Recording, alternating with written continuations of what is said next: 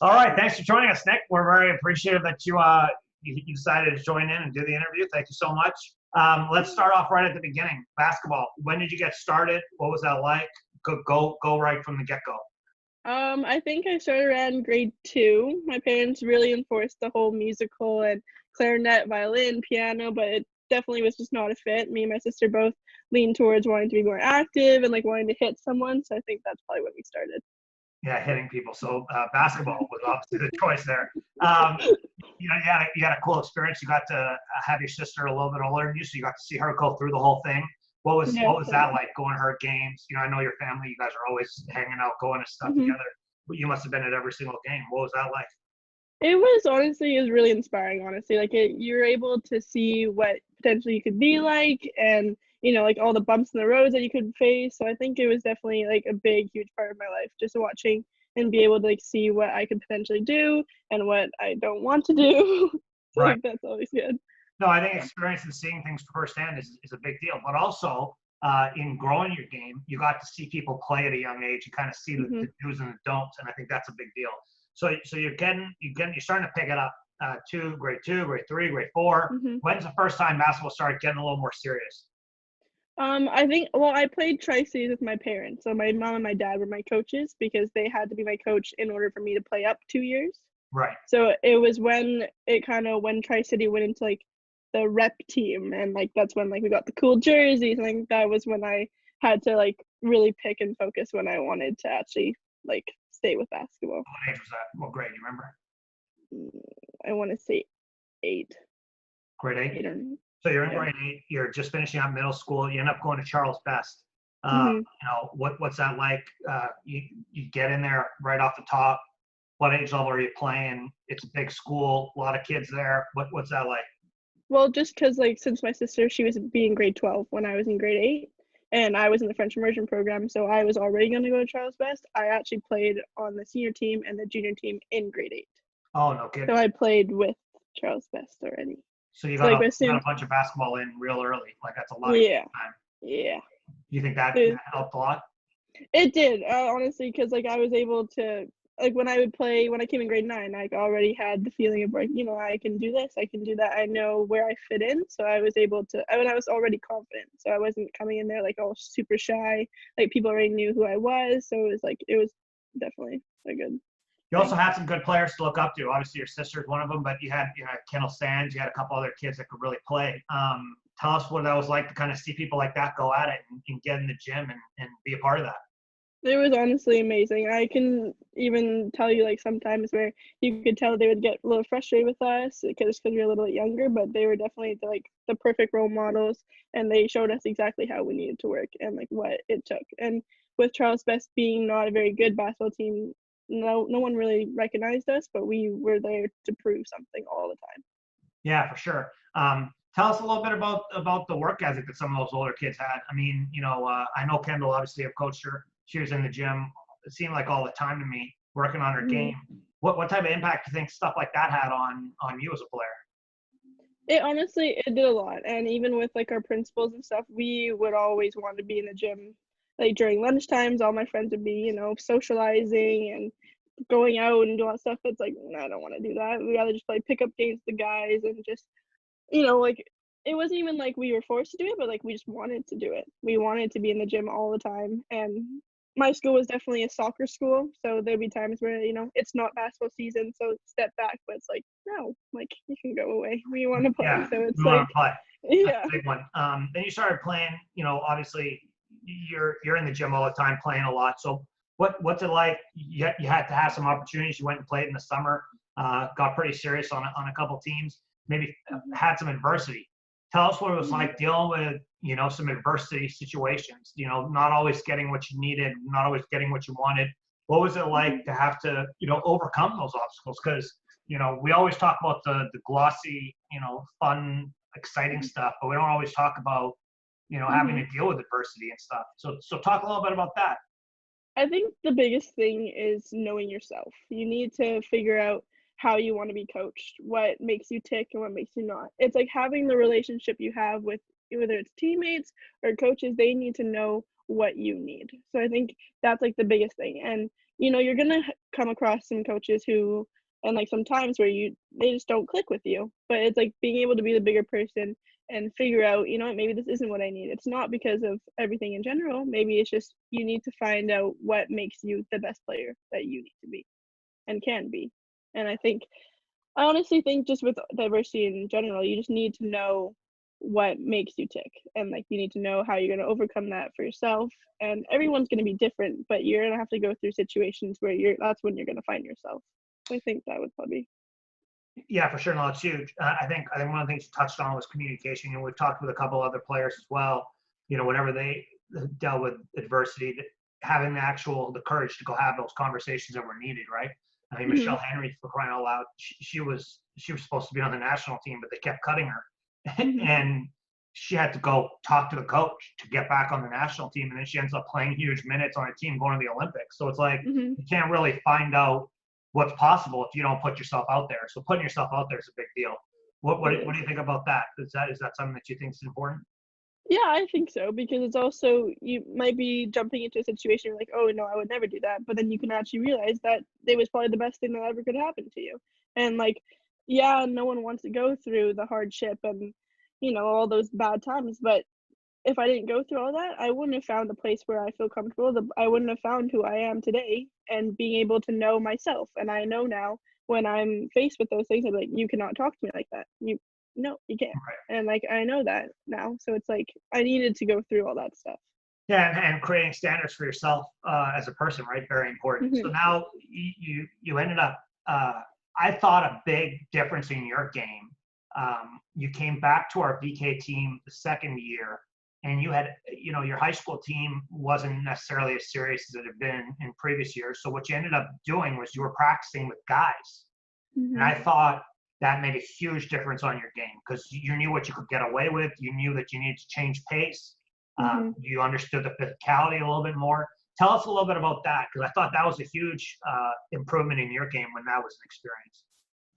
Well, all the guys were really close friends of mine, and they weren't gonna see me as like some other girl. Like, I could tell you the amount of times I've got smacked to the ground, blocked in my face, and they wouldn't even laugh. Like, they would just be like, okay, whatever. But like, I knew how to have that separation now. I knew my first step needed to be better than theirs. I knew when my shot could get off with their long arms. So it's like I had to adjust in a way where it made me better, because obviously the girls in that situation, like my practices weren't like that. My girls' practice, we were playing bump and we were playing passing drills. So like I needed to have the practices that I would have in the summer with the club team where I would have it in school. And then when I take what I learned from the boys and I implement them into the girls' practice, and then they learn from that kind of.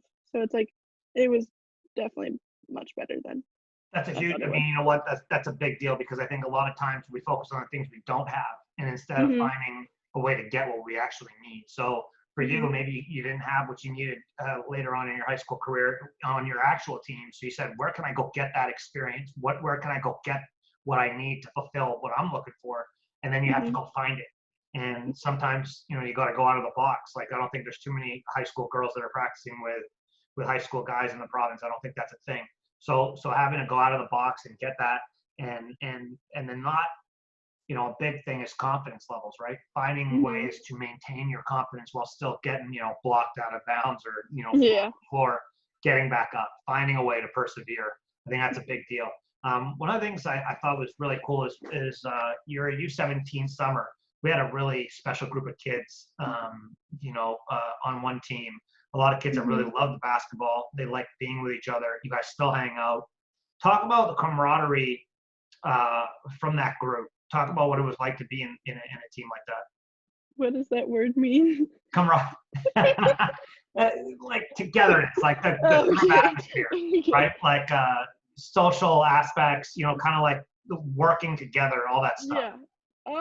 Honestly, like it's literally the best thing in the whole entire world. Like you said, we still hang out to this day, and like we would literally just like talk about all the things that we did when we were playing together. And like it's not even the relationship we had off the court, it's just like the feeling that we had even playing together. Like I knew where Grace Killens was every single time she wanted to shoot. I knew when Parker was gonna backdoor or when she wasn't going to. Like I knew when Wiz wanted the ball. It's like those little things where we didn't have to say it, but we could just tell by each other's faces. We knew what they wanted at that specific time. And I think that's like the biggest thing that any team relationship can have, because it's just like it's just the fun of it. And like even though, like we were in serious games and we had all those championships, but it's like it was so much fun because we were all playing together and we all worked together in a way where we all had the same goal. It wasn't just, oh yeah, we'll do whatever we want.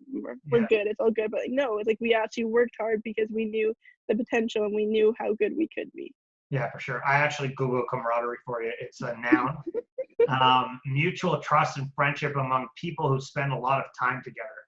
Yes, we had that. Camaraderie on a team. So there you go. Boom. Learning something new every day. So now, big difference between high school and going to university to play. You just finished your first year. You guys had you had a very cool group come together. You got a lot of players on the team, but you had a noticeable 4 freshmen that were really, a high level. Talk about that experience, and then talk about knowing what it's like to be around people that get the game at the same level that you get it, because you have quite a few very good players on your team. Honestly, it was definitely a huge step. There was times where I'm like, holy, I don't know if I can do this, but then I was like really thinking like, I deserve to be here. And it was like you could tell how much more they wanted it and they knew what was expected. So I think that was like the biggest thing. It's like you could walk into the gym and you can just feel like how badly people just want to like play. It was no like, oh, we have to be here, or like, oh, I don't want to be here. It's like, oh, I'm just getting here for my school paper. Like, no, like everyone had the common goal. And I'm like you said with the whole freshman thing, like there were times where we all stepped on each other's toes, and we thought that our group of people were not gonna, like, it wasn't gonna go too well, but we were able to come together and like really focus on our common goal, and then we were able to do it. Yeah, for sure. You had one senior on your team this year. She was obviously one of the better players in the country. Talk about her, because I think it's a big deal seeing somebody like Taylor Claggett. When she was in high school, she was a good player, but she wasn't necessarily the best player. But she always got things done. And then at the university level, I thought she always got better and more confident. Talk about having somebody like her as a leader on your team as a freshman. Well, my sister actually played on her provincial team, so I actually watched her from back like when I was little too. So like even just seeing her and her work ethic, and like she knew what she needed to do, and she had to go through like people criticizing her for the way she plays or like all the diversity, but she knew that she was a good player and she didn't let anything get in her way. And like you would see her every day, like we would practice from 2 to 5 already every day, and you would still see her in the gym all the time getting shots up. And she was the type of leader and role model where she would even text us or even the rookies and be like, do you want to come shoot with me? Do you want to do this with me? Like, and she was able to like pull everyone together in a community. And I think that's a huge thing to have. Now you guys as second year players going in, getting ready, obviously we had an interesting off season to say the least. But you're gonna have a unique situation where a lot of the playing time, a lot of the minutes are coming from some second year players. Talk about mentally transitioning and then physically getting ready for that grind of being a key go-to player as a second year player on a team that's I expect you guys to be pretty good next year. So talk about that a little bit. I think honestly, with everything going on right now, I think this is probably the biggest time for you to like actually focus and realize like what you need to do to be better. Like we had like our end of the year meetings, we laid down everything that we have, and we have synergy now where we can just click my name and it gives me everything that I did wrong and everything I did right. And like I would spend days just looking at them every single time and rewatching everything that I could have done better, every situations that I should have made the pass or should have made the pass. So I think it's the idea of seeing my first year and being able to actually realize what I could have done better and work from there. So it's like every workout I do right now, every drills I do, it's all based on what I wanted to do better and still being able to keep what I have. What do you think the biggest jump between high school and university was? If you could go back to not your high school experience, but to after your high school experience. That time, let's go March 31st of last year to the first day of school before you started playing in games. What do you think the biggest jump, the biggest difference was for you going there from high school? Like high school play? Like the difference between high school play and then university play. What did you notice was more important than you thought it was? Probably the speed. Yeah. Like, well, because I mean, like, I guess like I'm pretty fast, so like yeah. But then like even just seeing some other guards that we play against, and it's just like you're actually 10 times faster than me, and it's just like okay, like I thought I was fast, but nope. But it's just like I don't know. It's like even not even like the player wise, but even like the game as a whole. It's just like boom, boom, boom, boom, boom, boom, and it's like I've gone from like when you go from like high school to club, like that's still boom boom, but like this from like actually going to the next level, it's like they are 10 times stronger, they are 10 times bigger, and they are 10 times faster. And it's just like with all that combined, it's also your basketball IQ needs to go 10 times faster because all your decision making needs to be a split faster. So it's just like that probably, yeah, I feel like that would probably be the biggest. The windows open and close quicker, and the decision making is faster. I think being able to play defense, I think that's something that you're naturally good at. I think most kids have a big issue. The level of defense between high school and universities is a big one as well. One of the things you guys do at UFV well is get in the weight room. So I think that probably helped you guys out a little bit before you got there. So now you're helping us coach. Obviously, we haven't actually been able to get on a court for obvious reasons, but talk about giving back to the game, and I know you've coached in other places as well and done some other coaching. Talk about the benefit for you and the benefit for the game for you going back and coaching. What's the reason why you're doing it? What's going on?